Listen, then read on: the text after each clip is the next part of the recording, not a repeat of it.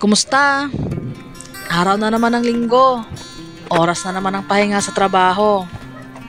Kaya eto, preparasyon para sa aming adventure.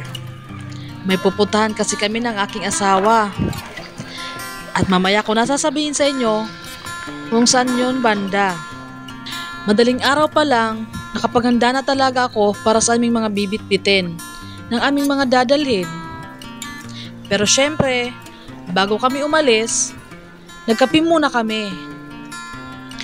Medyo madilim pa kasi sa labas, kaya minabuti naming dito na lang muna sa loob ng bahay mamalagi at ubusin ng kape. Bago ito lumamig, nag-usap muna kami sandali ng aking asawa tungkol sa aming bibiling baon. Yung tamang kakasya lang sa budget. Kaya ayan, so pakape-kape muna. Ganito palang itsura dito sa amin sa probinsya kapag umaga. Tahimik, malamig, at napaka-presko ng hangin. Talagang malamig na nga ang simoy ng hangin ngayon. Papalapit na kasi ang Kapaskuhan. Parang kailan lang, kasi simula pa lang ng taon. Ngayon, kumakaway na naman ang bagong taon. Napakabilis nga naman ang panahon. At ayan, nakarating na kami sa pantalan ng Kalbayog. Diyan din kami bibili para sa aming ibabaon. Ang gandang tingnan. Ang daming pwedeng bilhin. Yun nga lang, baka kasi kami kapusin. At dahil nakabili na nga kami para sa aming ibabaon, ngayon naman, babiyahe naman kami papunta sa lugar kung saan kami kakain ang aming agahan. Pero sekreto lang muna ha, sa aming pagpunta, syempre maraming barangay ang mga nadaanan namin. Isa na dyan, ang Malahog. At marami pang iba. Eto pa, ang Barangay Malaga. At eto na nga ang entrance para sa lugar na aming pupuntahan. Isinulat muna namin ang aming mga pangalan. At syempre kailangan din namin kumuha ng guide. Eto nga pala ang Barangay Tinaplakan. At sa aming pagpasok, kailangan naming mag-ingat sa pagdadrive. Madulas kasi ang kalsada. Kaya kung nakikita nyo, napakaraming lumot. Kaya kailangan talagang mag-ingat.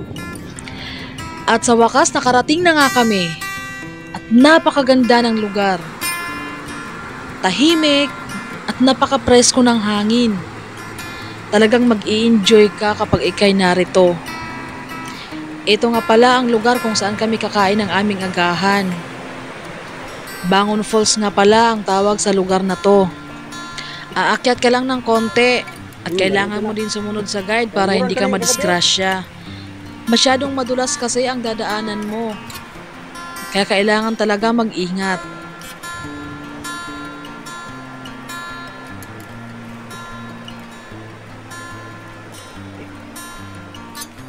Ito nga pala ang Bangon Falls at tanging paglagaslas lang ng tubig ang iyong maririnig. At napakalinaw din ng tubig na para bang nag-aanyaya na ikay maligo at magtampisaw. Alas 7 na ng umaga kami nakarating at nagugutom na din. Kaya kailangan ko munang magsaing.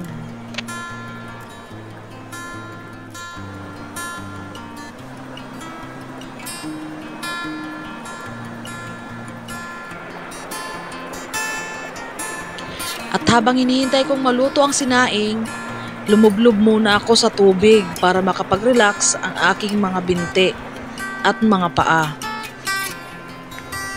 Ang sarap sa pakiramdam, ang lakas ng agos at ang lamig ng tubig, kaya nakaka-relax talaga.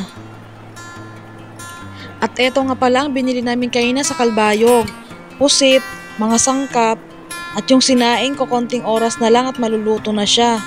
Nakabili din kami kanina ng okra. Ayan, kumukulo na. Sinunod ko naman yung pagluluto ng ulam. Adobong pusit ang ulam namin para ngayong umaga.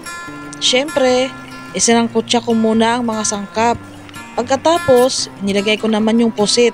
Konting toyo, suka, paminta at dahon ng laurel.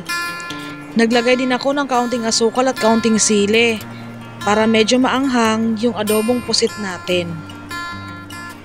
Hinalo ko lang ng kaunti, tinakpan, at ayan, luto na.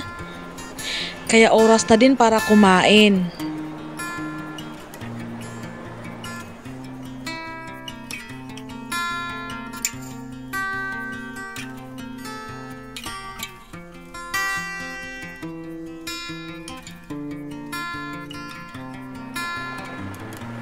At syempre, pagkatapos namin kumain, oras naman para kami ay maligo. Ito na rin ang bonding time namin mag-asawa. Para kahit busy sa trabaho, naglalaan pa rin kami ng oras para sa aming dalawa. Pagkatapos naman namin kumain at maligo sa Bangon Falls, nagdesisyon naman kami na umakyat sa Tarangban Falls. Nasa itaas ito ng Bangon Falls. May mga pinya akong nakita, pero wala pang bunga. Grabe talaga ang hingal ko paakyat sa Tarangban Falls. Kaya ayun, naiwan ako dito sa baba. Yung mga kasama ko, nandun na sa taas. Kain pa nga. Pero okay lang at malapit na din naman kami. At ayan, nakarating na nga kami sa Tarangban Falls. Ganito nga pala ang itsura ng Tarangban Falls. Napakalaki ng falls at napakalakas din ang agos ng tubig. Mag-ingat lang at madulas ang mga bato, kaya kailangan mo ring sumunod sa guide. Napakasarap talaga maligo dito sa falls. Talagang makakapag-relax ka at mamasahiin ka pa ng mga bumabagsak na tubig.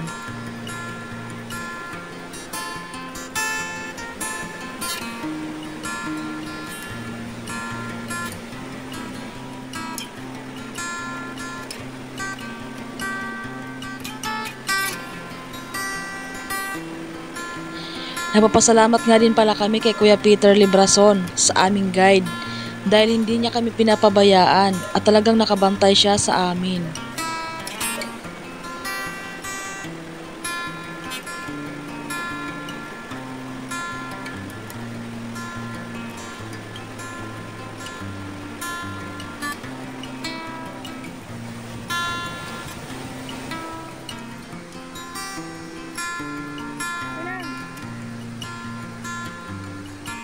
At ang aking asawa naman hindi napigilang tumalon dahil sa ganda ng lugar at napakalinaw na tubig. And again, this is Meng's Vlog. Hindi pa tapos.